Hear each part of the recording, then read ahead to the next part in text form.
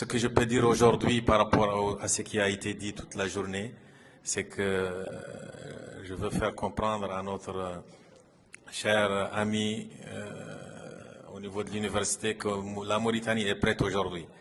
Parce que qu'est-ce qu'il faut pour le développement des infrastructures numériques? C'est la connectivité. Donc le pays a la connectivité parce qu'on a ACE.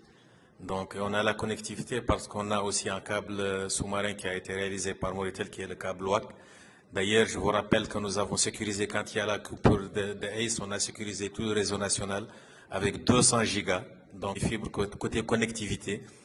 Nous avons même une connectivité vers le Sénégal via l'ancien câble CGFO, mais qui peut être utilisable avec des équipements WDM. Nous avons la connectivité vers le Mali.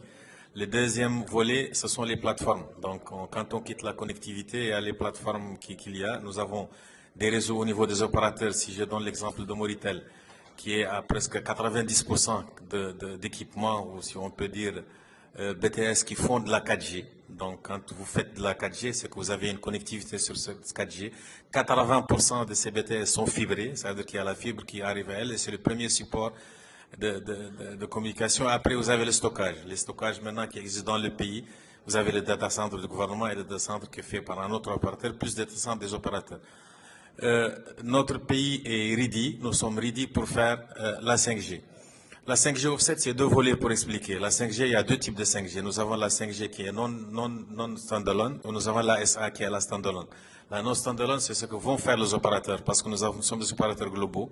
Nous avons la 2G, la 3G, la 4G, et la 5G va venir se greffer. C'est vrai qu'elle est un peu moins puissante que la 5G proprement dite, parce que ce qui est dans la 5G, c'est quoi?